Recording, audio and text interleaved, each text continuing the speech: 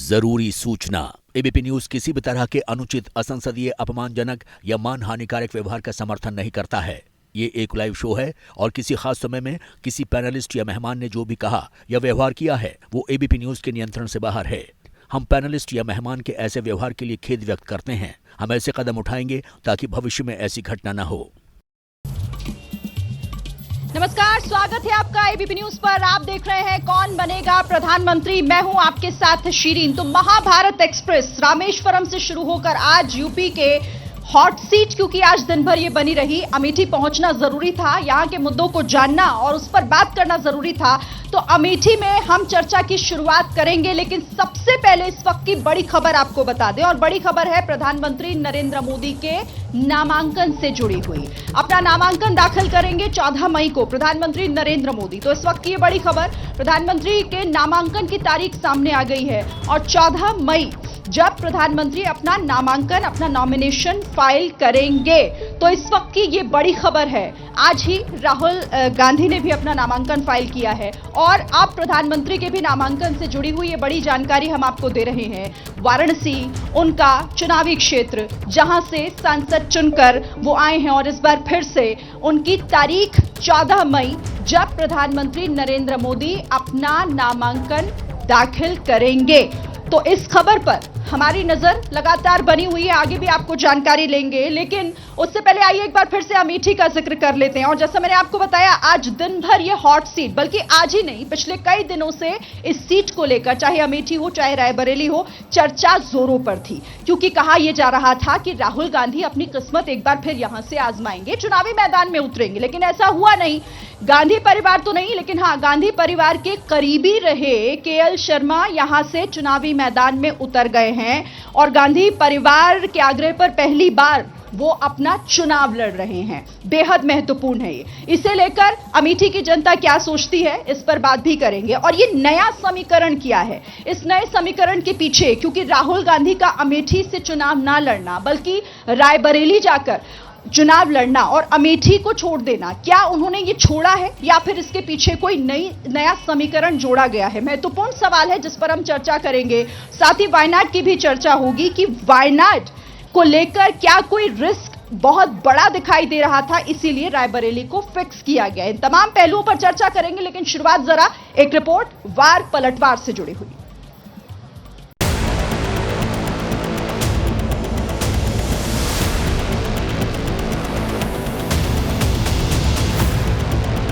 मैंने पहले ही बता दिया था कि शाहजादे वायनाड में हारने वाले हैं। अब ये मौका आ गया है कि हम सब इस पूरे देश में एक संदेश दें कि हम सेवा की राजनीति वापस चाहते हैं। अमेठी से भी इतना डर गए, इतने डर गए, वहां से भागकर अब रायबरेली में खोज रहे हैं रास्ता। ये आपका चुनाव है, आप लड़ेंगे, आप जिताएंगे। जय हिंद। राहुल बाबा नाम के यान को सोनिया जी 20 बार लॉन्च कर चुकी है, मगर लॉन्चिंग इनकी सफल नहीं हुई। दोनों सीटें जीतेंगे भारी बहुमत से। पूरे देश भर में माहौल गया है, मैसेज गया है एक्स्ट्राऑर्डिनरी। कार्यकर्ता में बहुत उत्साह है। और आज 21वीं बार फिर से अमेठी से भागकर रायबरेली में पर्चा डाला। मेहमानों का स्वागत है, अतिथियों के स्वागत में कोई कसर छोड़ेंगे नहीं। ये वोट जनता जनार्दन का है, वो किसको चुनती है ये उसके ऊपर है। अमेठी से गांधी परिवार का ना लड़ना, चुनाव में एक वोट पड़ने से पहले ही अमेठी से अपना हार स्वीकार कर चुकी है। गांधी परिवार अब जहां से हारती है वहां फिर दोबारा नहीं जाती। इस बार स्मृति ईरानी लोकसभा नहीं जा रही है, केएल शर्मा जाएंगे।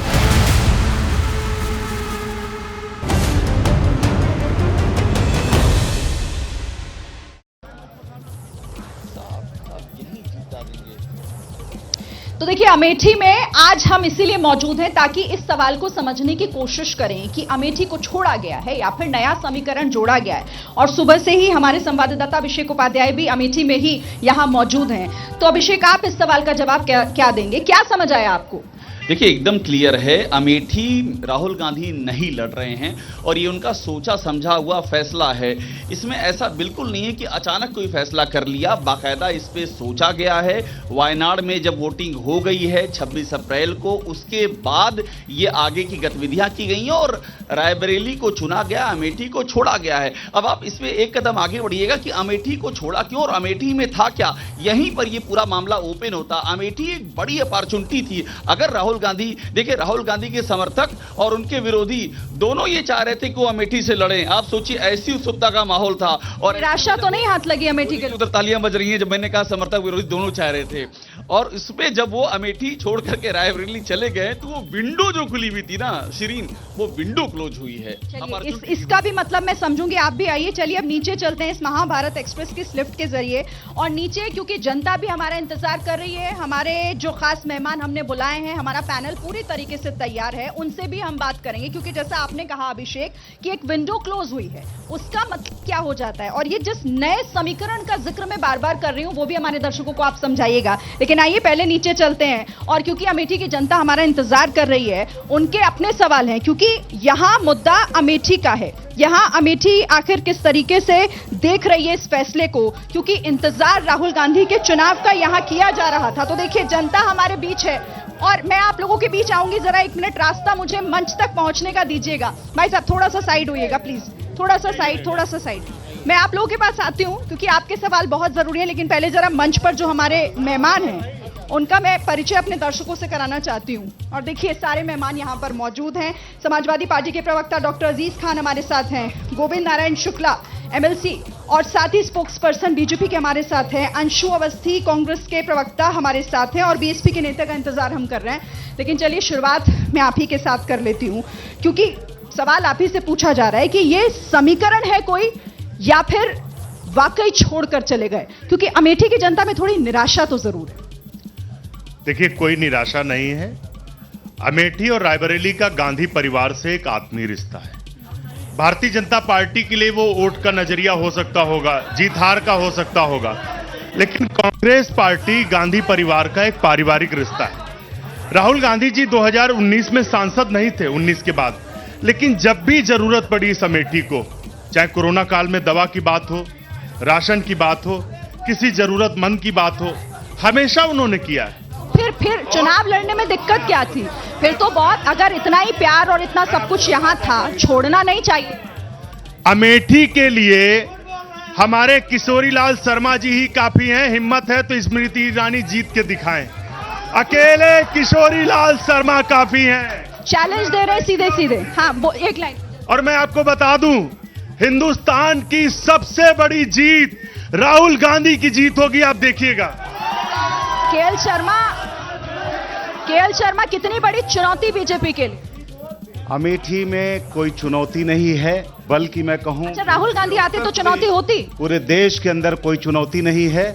भारतीय जनता पार्टी उत्तर प्रदेश में 80 की 80 लोकसभा सीटें जीतेंगी और अमेठी में स्मृति ईरानी रिकॉर्ड मतों से जीत करके फिर मोदी जी की सरकार में चलिए। लेकिन अगर राहुल गांधी यहां से आते, एक इस सवाल का भी जवाब दीजिए ना, राहुल गांधी होते तो चुनौती थी आपके? राहुल गांधी अमेठी लड़ने की हिम्मत नहीं जुटा सके और जनता से कहते हैं कि आप डरो मत।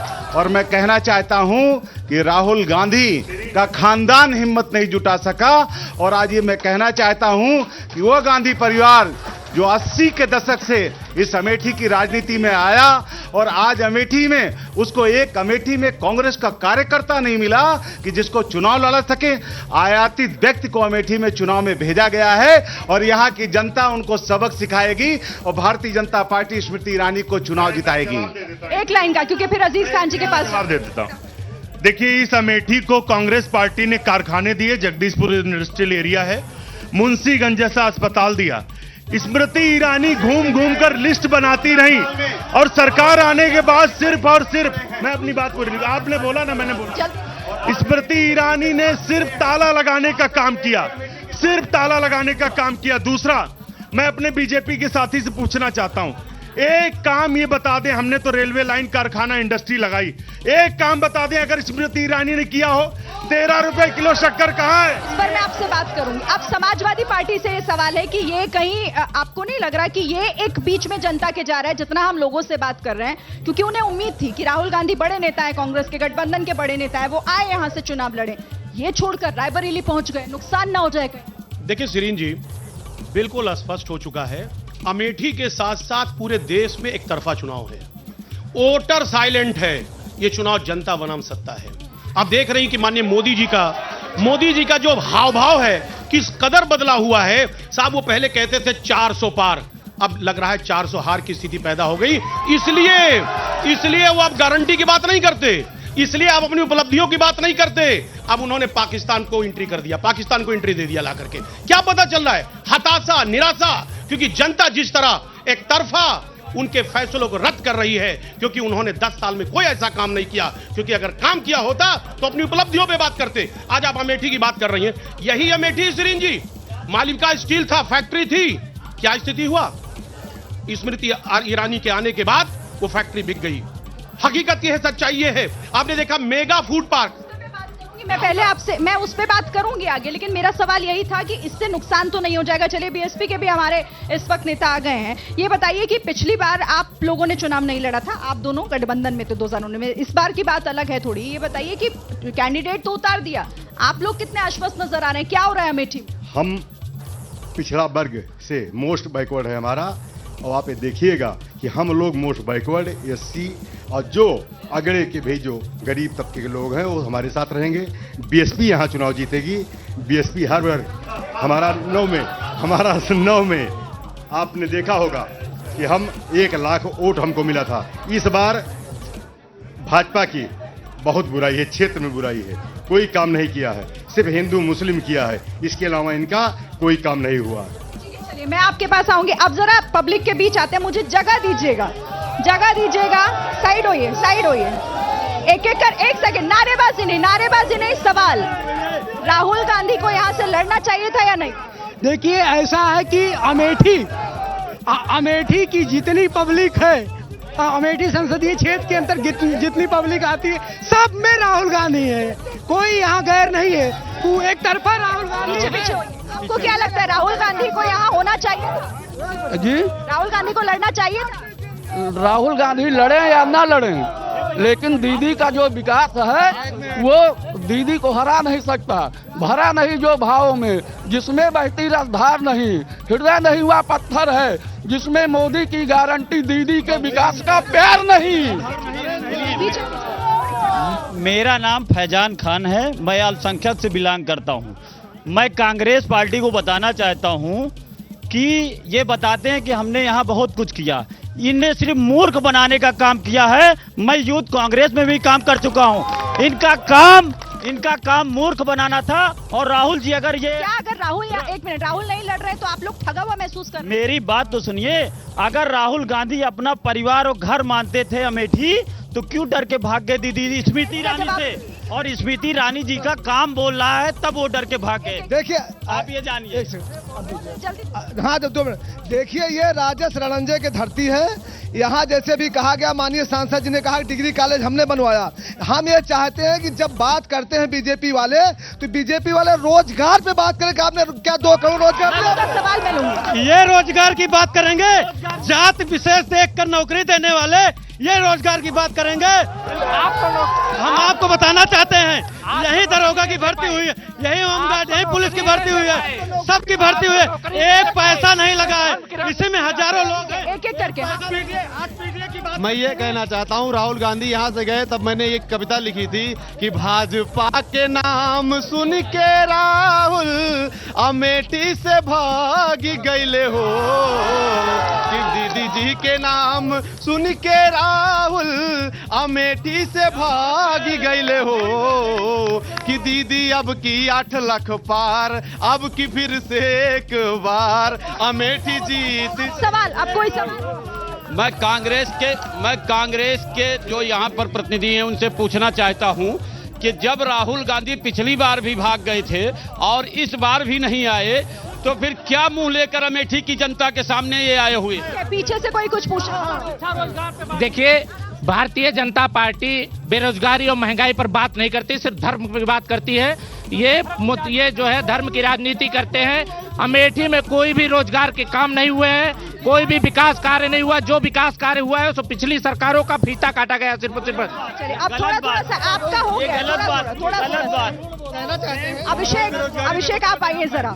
और ये परसेप्शन दो तरह का मुझे समझ आ रहा है, आपको इस चर्चा से क्या समझ? देखिए, बहुत सीधी सी बात है, आप जितने लोग देख रहे हैं, चाहे वो पक्ष में हो चाहे विपक्ष में हो, राहुल गांधी के नाम पर सबके पास बहुत कुछ कहने को है। बहुत सीधी सी बात है, जब आप मुश्किल में होते हैं तो आपको लड़ना पड़ता है। अगर आपकी पार्टी मुश्किल में है, अगर आप लगातार हार रहे हैं तो आपको चुनौती लेनी पड़ती है। राहुल गांधी अगर यहाँ लड़ते तो कांग्रेस के लिए एक उसमें ऊर्जा आती। आप सोचिए, मैं जब से यहाँ पर हूँ, हर कांग्रेसी कर राहुल भैया लड़ेंगे, और आज सुबह 9:30 बजे तक कांग्रेस दफ्तर सुना था, वहां कार्यकर्ता ही नहीं था, क्योंकि उनको लग रहा था राहुल गांधी तो गए यहाँ से। तो ये मुश्किल के वक्त में लड़ना, इससे इतिहास बदलता है। भारी गलती तो नहीं हो जाएगी? भारी गलती तो देखिए, भारी गलती तो एक बड़ी गलती तो हो गई है, क्योंकि आपको कांग्रेस को जिंदा करना है। जिंदा आपको अपने एग्जाम्पल से करना पड़ेगा। अपना एग्जाम्पल जो है वो आप नहीं रख पाए, तो वहां से दिक्कत शुरू होती है। चलिए, अब ये दिक्कत कहीं भारी ना पड़ जाए, कांग्रेस के प्रवक्ता इस पर जवाब दे दें, क्योंकि देखिए लोग भी कह रहे हैं कि हम तो चाहते थे यहाँ से लड़े और यहाँ से चले गए निराश। देखिए, सबके अपने अपने वक्तव्य हैं, सबके अपने अपने विचार हैं। अमेठी की जनता के विचार, अमेठी की हर एक सड़क पर इस गांधी परिवार के पैरों के चिन्ह पड़े हुए हैं। हर एक पगडंडी पर गांधी परिवार के चिन्ह हैं। हर एक घर में उनकी यादें हैं। मैंने क्या कहा कि बीजेपी के लोग तो ओछी राजनीति करते हैं। मैं चैलेंज करता हूं, अगर स्मृति ईरानी का कोई भी एक काम बीजेपी के लोग बता दें, अमेठी के लिए अगर कुछ भी किया हो। मुंशीगंज का अस्पताल क्यों ताला लगवाया उस पर स्मृति ईरानी ने? उसका जवाब देने के लिए वो है। मेरा सवाल, उनका जवाब देने के लिए वो है, मैं जा रही हूँ, लेकिन मैं ये पूछ रही थी कि ठगा हुआ महसूस जनता कर रही है। आप लोगों को नहीं लग रहा ये लोगों की बातें सुन के? अमेठी की जनता अब 13 रुपए किलो शक्कर झूठ बोलने वालों को वोट नहीं देने वाली, उनको पैकअप करके बेचेगी। और सुनिए, पूरे बैंड बाजा बाराज गाजे बाजे के साथ स्मृति ईरानी की यहां से विदाई होने जा रही है। स्वागत की तैयारी भी ऐसे ही हो रही थी। अमेठी की जनता, बल्कि पूरे प्रदेश की जनता, ये मोदी की गारंटी है कि देश के अंदर मोदी जी ने जो कहा वो किया है। आज गरीबों को सम्मान निधि, किसान सम्मान निधि मिल रही है। अमेठी में भी 4 लाख से अधिक परिवारों को मिल रही है। अमेठी में 4 लाख से अधिक लोगों को प्रधानमंत्री, लोग क्यों कह रहे हैं फिर यहाँ काम नहीं हुआ? आज अमेठी में काम हुआ है, 4 लाख से अधिक प्रधानमंत्री आवास मिला है। वही अमेठी है जब राजीव गांधी और राहुल गांधी और समाजवादी पार्टी, बहुजन समाज पार्टी का उनको समर्थन भी हुआ करता था। तो अमेठी में किसानों को लाठी चार्ज होती थी, यहाँ खाद नहीं मिला करती थी, अमेठी में 5 घंटे बिजली नहीं होती थी।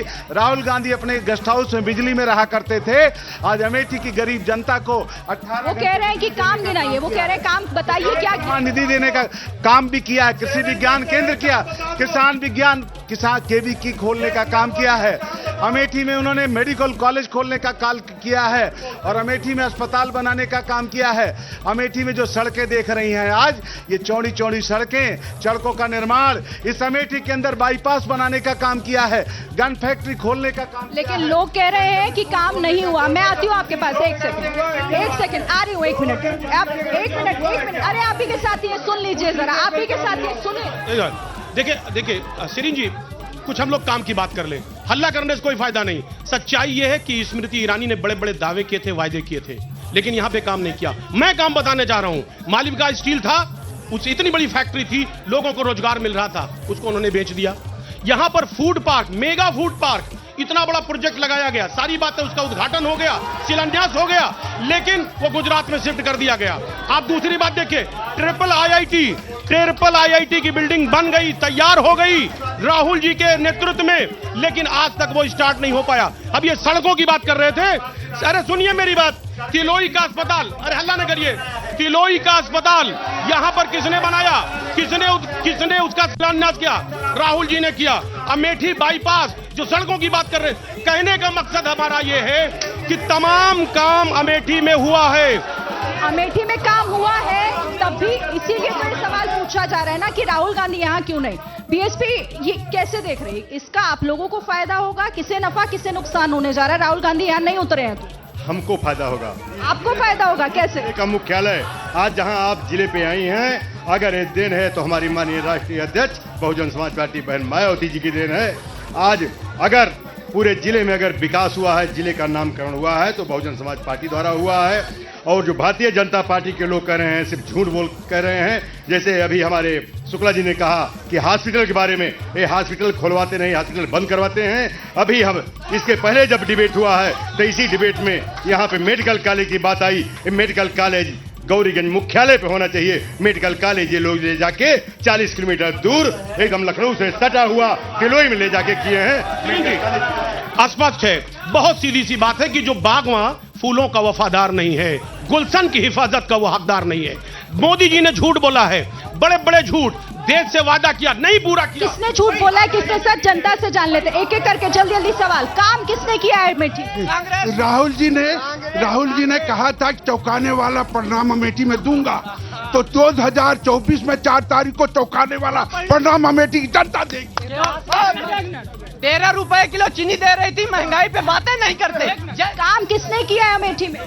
जितने भी विपक्ष के नेता हैं, जब वो जितने भ्रष्टाचारी हैं, जब भाजपा में जाते हैं तो वॉशिंग मशीन में धुल लेते हैं। उनके लिए मैं दो लाइन कहना चाहूंगा। झूमते हैं सांप सारे, जाने कैसी बीन है, न इनका ईमान है न इनका कोई दीन है। जिसको भी देखो वो धुलकर ही निकलता है। भाजपा सरकार है या वॉशिंग मशीन है? ये वही अमेठी है जहां राहुल गांधी अमेठी आते थे तो बाईपास पर उनकी गाड़ी फंस जाती थी। आज आए तो सीधा गाड़ी जाएगी। अमेठी में चाहे ओवरब्रिज हो चाहे बाईपास हो, वो दीदी के बोलने दीजिए।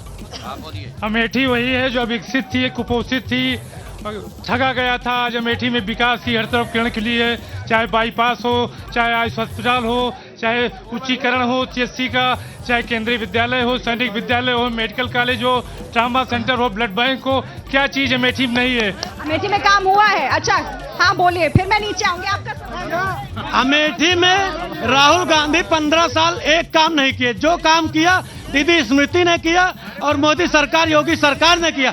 न बाईपास था, न मेडिकल कॉलेज था, न ट्रामा सेंटर था, न सैनिक विद्यालय था। सारा विकास दीदी ने किया।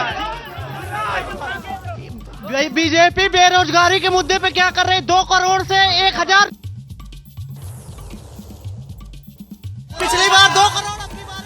मैम जितने भी पेपर हो रहे हैं सब पेपर लीक हो रहे हैं। बेरोजगारी पर कोई बात ही नहीं हो रही है। हिंदू मुस्लिम अरे 68,000 सुनिए, रोजगार के मामले में 68,500 भर्ती निकली। उसके बाद 69,000 शिक्षक की भर्ती निकली। जो नाकारा बीच जो नाकारा किस्म के लोग हैं वो चाहते हैं कि हमको ऐसी नौकरी मिले जिसमें हमको काम न करना। चलिए, बेरोजगारी एक बड़ा यहाँ पर मुद्दा है और लोगों की अपनी अपने सवाल उसे लेकर है। देखिए, अब मंच से उतरकर जनता के बीच इसलिए आना पड़ा क्योंकि बहुत सारे लोगों के सवाल है। लेकिन एक छोटा सा कमेंट मैं यहाँ पर अभिषेक से जल्दी से लेना चाहूंगी। अभिषेक, नाराजगी ज्यादा दिख रही है या फिर लोगों ने मान लिया कि चलो ठीक है रायबरेली चले गए तो कोई बात नहीं? देखिए, राहुल गांधी के जो समर्थक हैं वो भी निराश हैं और जो बीजेपी के समर्थक हैं वो भी निराश हैं। वो भी चाह रहे थे कि राहुल गांधी यहाँ पर आए, कम से कम यहाँ पर एक फाइट हो, वो भी ये चाह रहे थे। और एक बात मैं आपको और ये बता दूं, सबसे अहम बात है, ये बात सिर्फ रायबरेली अमेठी की नहीं है। राहुल गांधी के यहाँ ना लड़ने से इसका असर जाएगा। जो कोशिश चल रही थी कांग्रेस को फिर से जिंदा करने की यूपी में, उस पर असर जाएगा। आप इधर आइए जी। कमलेश तिवारी हमारा नाम है। मैं ये कहना चाहता हूँ, जो प्रभु श्री राम के चरणों में नहीं गया उसको निश्चित रूप से अमेठी से जाना चाहिए था। और ये बहुत अच्छा हुआ राहुल गांधी यहाँ से चले गए। बेरोजगारी मैटर कोई उठा नहीं रहा है। TGT वैकेंसी कितने दिन से फंसी है, एग्जाम क्यों नहीं रहा, चुनाव हो रहा है। ठीक है, मैम ये श्री राम की बात करते हैं। बगल में कालकन मंदिर में 87 लाख का घोटाला कर गए, उसका कौन जवाब देगा? ठीक है, चलिए थोड़ी आप जगह दीजिए। राहुल गांधी मोदी ने जो है भ्रष्टाचार पर जो जहां शुरू किया है, इससे बेरोजगार राहुल गांधी और सपा वाले हो गए हैं। राहुल गांधी का यहाँ से मोए हो गया। केवल स्मृति ईरानी 5 लाख से निर्विवाद रूप से जीत रही हैं, बाकी सब जो है वो झूठ है। आप क्या स्मृति ईरानी को कोई हरा नहीं सकता। जो आज काम किया है स्मृति ईरानी? बिल्कुल काम किया है। किस मुद्दे पर बताएं काम? जिस मुद्दे पर आप कहिए उस मुद्दे पर काम बताएंगे। ठीक है, अब मैं आती हूँ, आप थोड़ी सी जगह दीजिएगा मुझे, जगह दीजिएगा। और ठीक है, आप किसानों की बात करें ना, मैं सवाल यहाँ पर ले लेती हूँ। और देखिए, यहाँ पर पूछा ये भी जा रहा है कि धर्म की बात आप करते हैं, जाति की बात करते हैं, काम की भी बात कर लीजिए, पूछ रहे हैं। पूरे देश के अंदर मोदी जी के आने के बाद 2014 के बाद में पूरे देश में विकसित भारत की नींव पड़ी है। जो घोटालों की सरकारें थी उनको जाने का क्रम चालू हुआ। आज मैं कह सकता हूं कि मोदी जी के नेतृत्व में 10 वर्ष में केंद्र सरकार का कोई एक भी घोटाला नहीं हुआ। और उसके पहले समाजवादी पार्टी और कांग्रेस की गठबंधन की सरकारों में हर साल घोटाले होते थे। 50 घोटाले 50 साल की सरकारों में इन्होंने दिया है। इस देश की जनता को ठगा है और अमेठी उसी के कारण विकसित नहीं हो पाया। ठीक है, अब इस पर आप जवाब दीजिएगा, क्योंकि यहाँ पर भी कुछ लोग कह रहे थे कि स्मृति ईरानी को कोई हरा नहीं सकता। यही वजह तो नहीं है कि राहुल रायबरेली पहुंच गए? देखिए, घोटालों की बात कर रहे थे, पहले इसका तो जवाब दीजिए। मैं उस सवाल का भी जवाब दे रहा हूं। हमारे समय में घोटाले होते थे और जेल जाते थे लोग। भारतीय जनता पार्टी के समय घोटाला करो और लॉन्ड्री में शामिल हो और बिल्कुल पाक साफ हो जाओ, पहली बात। दूसरा, स्मृति ईरानी को लेकर बात कर रहे हैं। केएल शर्मा जी चुनावी जीत के चाणक्य हैं और भारतीय जनता पार्टी का बैंड बाजा बारात के साथ विदाई करेंगे यहां से। दूसरी एक बात बता दूं, मुझे आप बताइए, बड़ोदरा से प्रधानमंत्री आए थे तो क्या भाग के आए थे? मैं अब एक करके देखिए सीरीन जी, देखिए चुनाव इस बार मुद्दे पे होने जा रहा है। सबसे बड़ा मुद्दा है बेरोजगारी। आपने देखा नौजवानों ने किस तरह से आवाज उठाया, किस तरह अभी पेपर लीक हो गया, 60 लाख नौजवान परेशान हो गया। हकीकत यह है, जिस पूर्वांचल की बात आप कर रही हैं, जिस एरिया में आप हैं, ये सब ऑक्सफोर्ड कहलाता है, पूर्वांचल का ऑक्सफोर्ड। लेकिन हकीकत क्या है कि आज नौजवान परेशान है। किसान जिसने सरकार बनाई थी बीजेपी की, वो परेशान है, नौजवान परेशान है, महिलाएं हमारी बहनें परेशान है, उनका किचन खराब हो रहा है। सच्चाई ये है कि आज हर शख्स परेशान है। सिर्फ नारेबाजी, सिर्फ और सिर्फ इवेंट मैनेजमेंट, इसके अलावा सच्चाई। इधर से कुछ लोग सवाल पूछना चाह रहे थे, 1-2 सवाल जल्दी से ले लूं। क्या सच्चाई क्या है? हमें पूछना चाहता हूं, भारतीय जनता पार्टी के नेताओं से 10 एग्जाम हुए उत्तर प्रदेश सरकार ने कराया, सब पेपर लीकेज हो गए। और अमेठी में जो भी विकास हुआ है, आप गांधी परिवार ने किया, गांधी परिवार के नाम से अमेठी जानी जाती है। एक महिला, 1 सेकंड, 2 महिलाओं से पहले मैं बात कर लूं, आगे आइए। देखिए, विपक्ष केवल शोर मचा रहा है, इनकी कोई औकात नहीं है, ये सब एक हो गए हैं। स्मृति ईरानी के आगे अमेठी में कोई है ही नहीं है। अगर होता तो यहाँ नामांकन करता। जो चोर होते हैं ना, वो पहले चिल्लाते हैं कि हम चोरी नहीं किए, चोरी नहीं किए। क्या न किए हैं सपा और कांग्रेस? भाजपा तो हर जगह दिख रही है ना। हम पूछना चाहते हैं कांग्रेस से, जो अभी चाणक्य बता रहे थे, वो ये बता दें अभी 5 साल कहाँ थे? आज के दिन जनता को बीच जब जरूरत पड़ी तब आप चाणक्य बता रहे हो। ये चाणक्य नहीं तो क्या है? ये जो चुनाव हो रहा है, रोजगार पे बात करें, महंगाई पे बात करें, इस पे क्यों गारंटी नहीं देते? हिंदू मुस्लिम अब पहले आप जवाब दीजिए, आप इसका जवाब दीजिए, फिर पेपर लीक पर आपसे क्या आपसे लोग पूछ रहे हैं, कह रहे हैं कि महिलाएं यहाँ पर कह रही हैं कि बीजेपी के अलावा किसी ने काम नहीं किया है उनके लिए। कांग्रेस पार्टी ने अपने न्याय पत्र में यह वादा किया है कि हम नारी न्याय के तहत देश की आधी आबादी को, प्रत्येक गरीब परिवार की महिला को 1 लाख रुपए देंगे। सरकारी नौकरियों में 50% आरक्षण देंगे। अरे हमारे राम तो इन युवाओं में दिखते हैं, इन किसानों में दिखते हैं। बीजेपी के राम तो सिर्फ अडानी में दिखते हैं। पेपर लीक और किसानों से जुड़ा सवाल एक इधर से आया था, उस पर जवाब दीजिएगा। पेपर लीक और किसान नहीं, पेपर लीक और किसान। पेपर लीक के मामले में सरकार ने कठोर निर्णय उठाया है। मैं योगी सरकार की बात करता हूं। योगी सरकार बनने के बाद में उत्तर प्रदेश में भ्रष्टाचार मुक्त हुआ है, गुंडागर्दी समाप्त हुई है। ये समाजवादी पार्टी कांग्रेस की गठबंधन की सरकारों में जो गुंडागर्दी थी आज समाप्त हुई है। और मैं कह सकता हूं कि योगी जी के कारण आज अगर कोई भी दोषी पाया जाएगा तो उसको सख्त कार्रवाई होगी, उसके खिलाफ कार्रवाई होगी। जवाब अजीजी लेती है आपसे, लेकिन मेरे पास वक्त इतना ही है, और भी सवाल लेने थे मुझे जनता के, वक्त की कमी है, माफ कीजिएगा आप लोगों के बाकी सवाल मैं ले नहीं पाई। लेकिन अमेठी से कौन बनेगा प्रधानमंत्री में फिलहाल इजाजत दीजिए, कल फिर किसी और क्षेत्र में जाएंगे यही सवाल पूछने कि कौन बनेगा लोगों के मुताबिक प्रधानमंत्री। फिलहाल इजाजत।